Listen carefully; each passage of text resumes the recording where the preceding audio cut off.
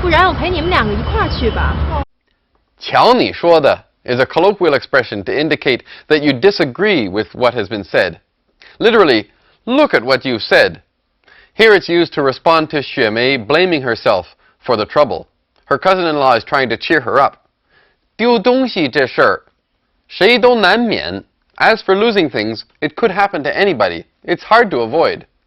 难免 literally means difficult to avoid. Let's watch this part again. 谢谢，都怪我不小心，现在电影也看不成了。瞧你说的，丢东西这事儿谁都难免，电影看不成有什么大不了的？咱们走吧。好的。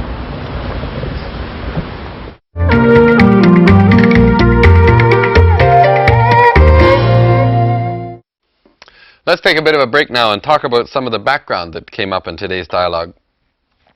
The Beijing subway dates back to the 1960s, but it's undergoing rapid development right now.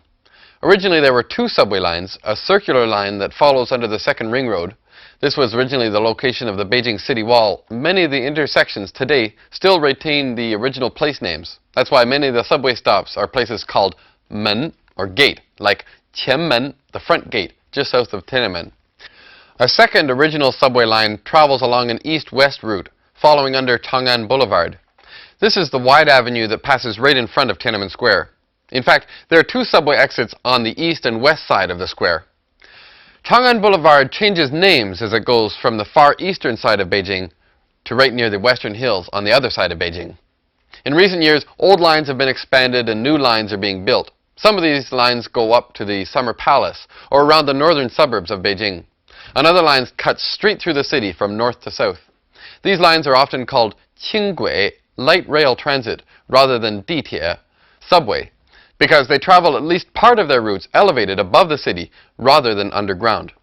By the time the Olympics arrive in 2008, much of this new construction will have been finished.